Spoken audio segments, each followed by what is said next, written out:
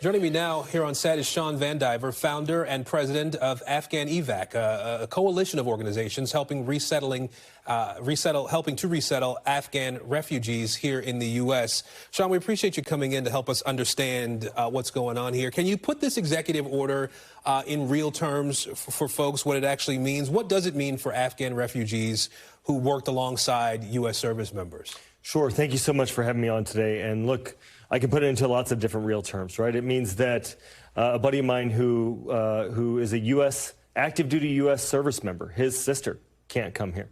He's a paratrooper in the 82nd Airborne, serving our country, proud to serve our country. It means that folks that partner forces who served alongside folks like National Security Advisor Mike Waltz cannot come here because refugees have been paused. It also means that the special immigrant visa holders who have waited 3.5 years, all of these people have waited years and years and years. Special immigrant visa holders have been waiting for years to come here, and we told them on Friday that their American dreams have been dashed. Can you remind us what risks people face if they have to remain in Afghanistan under Taliban rule, or if they have to be in places like Pakistan where they're waiting there to get into the U.S.? Sure. So last year, House Foreign Affairs Committee Chairman, now Chairman Brian Mast, hosted a roundtable on Taliban reprisals. And there's stories told about all these different people that were being hunted down and killed because of their association with us. All of those people are in danger now.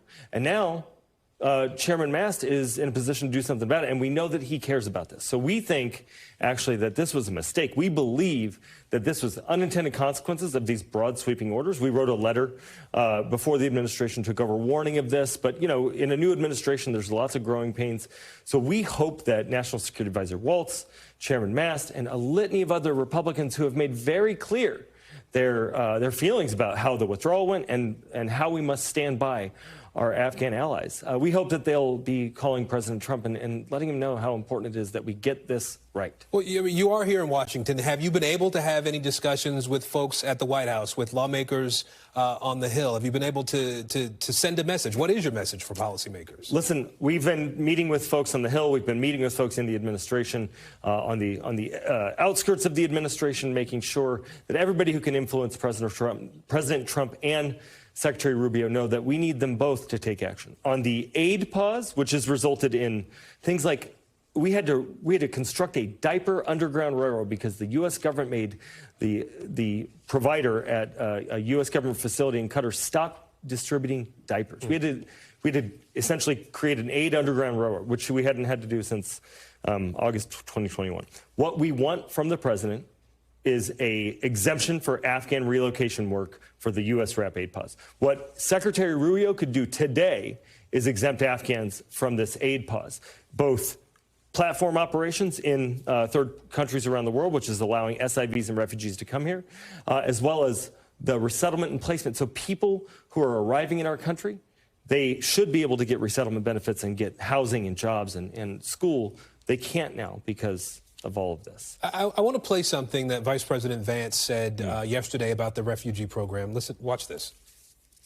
I don't agree that all these immigrants or all these refugees have been properly vetted. In fact, we know that there are cases of people who allegedly were properly vetted and then were literally planning terrorist attacks on our country. That happened during the campaign, if you may remember. So clearly not all of these foreign nationals have been properly vetted. But there are 30,000 people in the pipeline, Afghan refugees. But my primary concern as the vice president, Margaret, is to look after the American people. And now that we know that we have vetting problems with a lot of these refugee programs, we absolutely cannot unleash thousands of unvetted people into our country. These people are vetted. Good. That was a very particular case. It wasn't clear if he was radicalized when he got here or while he was living here. I don't really care, Margaret. I don't want that person in my country, and I think most Americans agree with me. So what's your, and to be clear, these refugees do go through a thorough vetting process, but what is your response to what the vice president said there? Sure. So the vice president is either confused or conflating the different types of folks. There were folks that came here in a hurry in August of 2021, and IGs identified that there were challenges, and the Biden administration deported a bunch of those folks. Everybody who comes here under the U.S. RAP or SIV programs are vetted. In fact, the U.S. RAP is vetted secure, legal immigration. That's the kind of immigration that Vice President Vance wants, right? These are things that if the military is focused on America first, they shouldn't have to worry about this sort of thing. So I would invite the Vice President to call me. I can set him straight on this nuanced and complex issue, but he's confused here. Just a few seconds left. I know that your organization has helped to resettle thousands of refugees from Afghanistan. How are they doing today?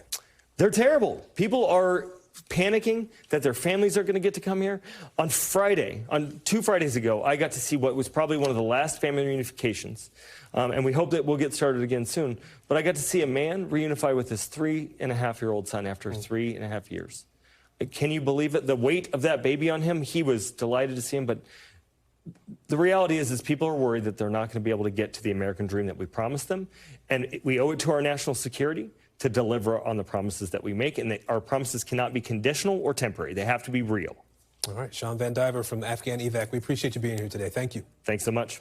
Thanks for watching. Stay updated about breaking news and top stories on the NBC News app or follow us on social media.